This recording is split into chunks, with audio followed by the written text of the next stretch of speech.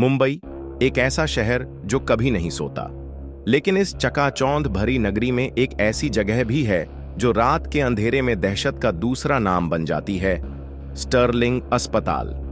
1980 के दशक में बना यह अस्पताल अब एक खंडहर में तब्दील हो चुका है। इसके बारे में कहा जाता है कि यहां रात में अजीबोगरीब घटनाएं होती हैं, चीखने चिल्लाने की आवाजें, खुद ब खुद हिलते पर्दे और कभी-कभी एक रहस्यमयी सफेद साया। रोहन एक युवा पत्रकार जिसने हमेशा भूत प्रेत की कहानियों को बकवास समझा, लेकिन जब उसे स्टर्लिंग अस्पताल के बारे में एक खास रिपोर्ट करने का मौका मिला तो उसकी जिज्ञासा जाग उठी। क्या वाकई यहां कुछ असामान्य है या फिर यह सिर्फ अंधविश्वास है? उसने ठान लिया कि वह इस रहस्य से पर्दा उठाएगा। रात के ठीक 12 बजे रोहन अपने कैमरा और टॉर्च के साथ अस्पताल के भीतर दाखिल हुआ। चारों तरफ खंडहरनुमा दीवारें, टूटी फूटी लिफ्ट और हवा में अजीब सी नमी, ये सब कुछ बेहद डरावना था। जैसे ही उसने पहली मंजिल की ओर कदम बढ़ाया, उसे एक अजीब सी सरसराहट सुना। तभी अचानक उसे एक परछाई दिखी। उसके रोंगटे खड़े हो गए। परछाई गायब हो चुकी थी। घबराकर वह अपने कैमरे को ऑन करता है और रिकॉर्डिंग शुरू कर देता है। आगे बढ़ते हुए रोहन एक ऑपरेशन थिएटर के पास पहुंचा।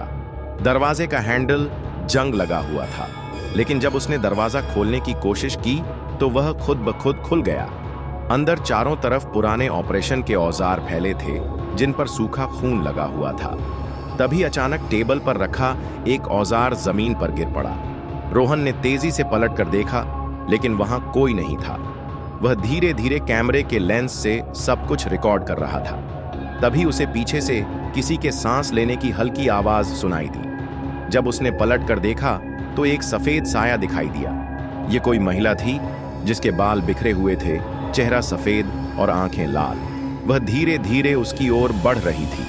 रोहन की सांसें तेज हो गईं। उसने दौड़ने की कोशिश की, लेकिन उसके पैर जैसे जड़ हो गए थे। तभी वह आकृति चीखते हुए गायब हो गई। अगले दिन रोहन ने इस अस्पताल के इतिहास की गहराई से जांच की। उसे पता चला कि यहाँ 1995 में एक नर्स अंजलि की संदिग्ध परिस्थितियों में मौत हो गई थी।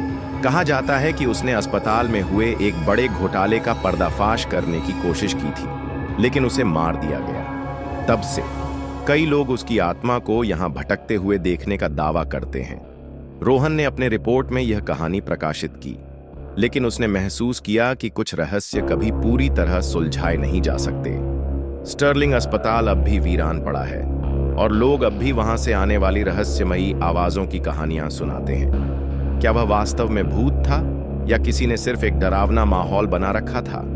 लेकिन एक बात तय थी, स्टर्लिंग अस्पताल की रहस्यमयी रातें अब भी मुंबई की सबसे बड़ी पहेली बनी हुई हैं।